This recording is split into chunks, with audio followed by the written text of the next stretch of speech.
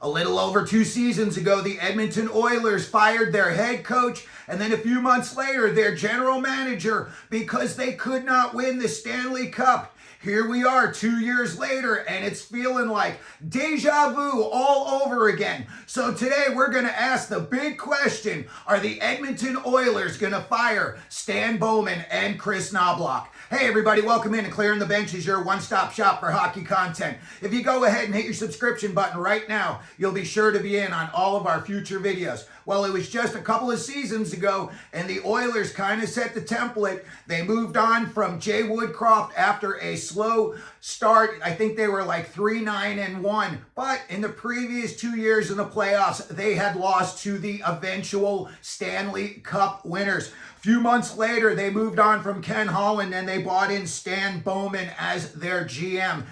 I don't think it's gone smoothly at all for Bowman, and now I don't think so for Knoblauch either. Let's take a look at what Bowman has done in Edmonton. The first two things he did was he lost Philip Broberg and Dylan Holloway in free agency when the St. Louis Blues signed them to offer sheets, and he decided not to match them.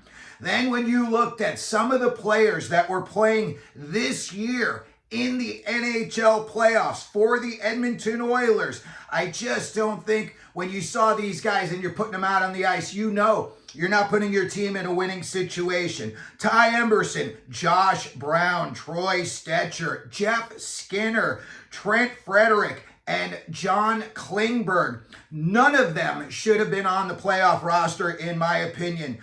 You look at Skinner, he had high skill a long time ago, but the fact that he hadn't even been in the playoffs, and then they scratched him during the playoffs for so many games, and then you see him playing in the finals, I just kind of think that they were really just playing a guessing game. When you look at the Edmonton Oilers defense and what they've got back there, they need a major upgrade. And right now, they're going to have to pay Evan Bouchard this summer.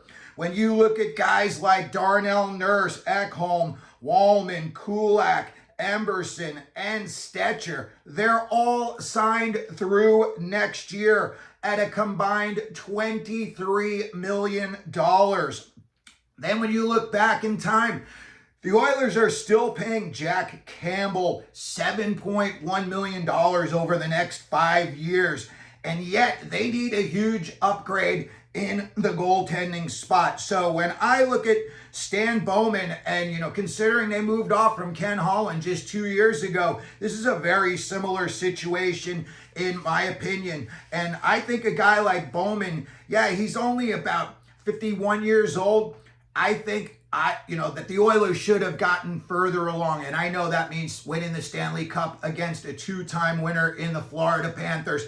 But that's just my opinion. With everything that they had, I thought that they should have won a cup. When you look at the playoffs this year and the performance that they got out of their players, McDavid and Draisaitl combined for 66 points. And then combined, Bouchard, Nugent-Hopkins, Perry only had one more point, 67 points. Yeah, they lost Zach Hyman, and as it turns out, that may have cost them a Stanley Cup. So I'll give that, in Bowman's favor. He had nothing to do with that.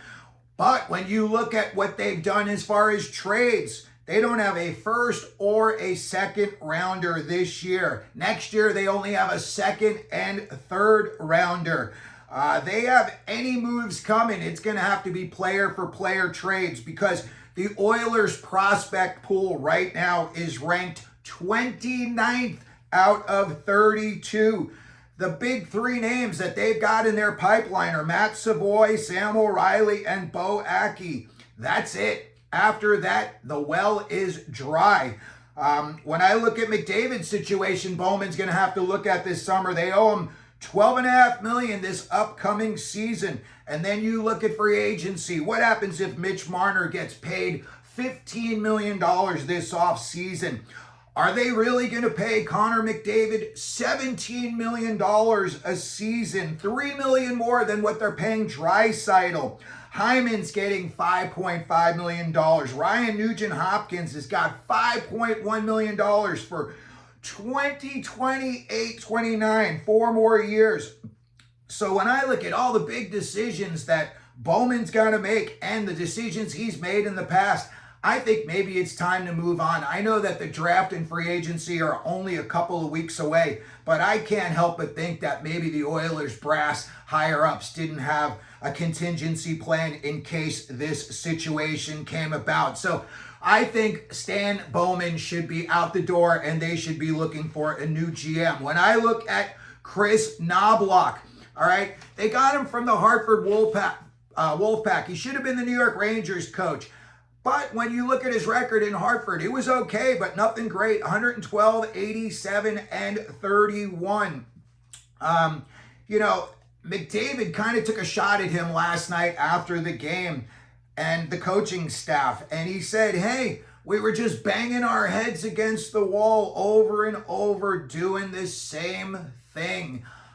To me, that's a shot at the coaching staff. And when you look at certain things that the coach has control over, I don't think Knoblauch handled any of these situations well. They needed to be more definitive with the goalie. At some point this year, Knoblauch should have pounded the table and screamed before the trading deadline, get me a goalie. A guy like Lucas Dostal, you give up whatever you can to get him, but he's going to at least give you more stability than Skinner and Pickard did. It just seemed like they were flip-flopping way too much in the playoffs, especially the finals with their lines. You had guys going in and out of the lineup. You were trying to change up things. You took Kane off the second line, put him down on the fourth line, then you try and put him up in the third line, and then, last night he just gets booted out. I think that was the last time you're going to see Evander Kane wearing an Edmonton Oilers uniform. The Oilers didn't show any discipline this playoffs, and that is a direct point at the coach. They took way too many penalties. They were on the penalty kill way too much. That screws up your rotation of your lines. It's got your penalty killers playing way more than you want them to do. And it seems like all of those penalties were putting the Oilers in an early hole, and in the rest of the game, they just seemed like they were chasing the game, and it didn't matter what Knoblauch tried. It didn't seem to work. Also, the fact that you got blown out in the Cup final deciding game. For the most part, that game wasn't even really close last night for a little bit.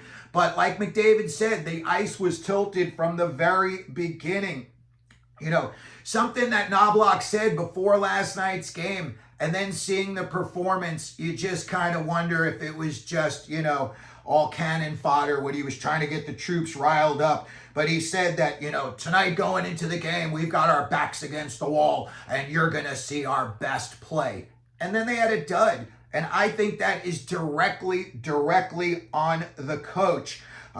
Again, when you look at what Knoblauch did this year and last year, he ran up against the Stanley Cup winner both times. Same situation as J Woodcroft. Ken Holland, they got him out. They brought Bowman in. It doesn't look like it's working out. And with really big decisions coming up, especially surrounding McDavid, is Stan Bowman the guy that you want steering the ship? So that's going to do it for today's video. We asked the big question, are Knoblauch and Bowman's jobs in jeopardy in Edmonton? Let me know what you think down in the comments section. If you could, please like the video, don't forget to subscribe, and as we always do here at Clearing the Benches, let them know you're out there.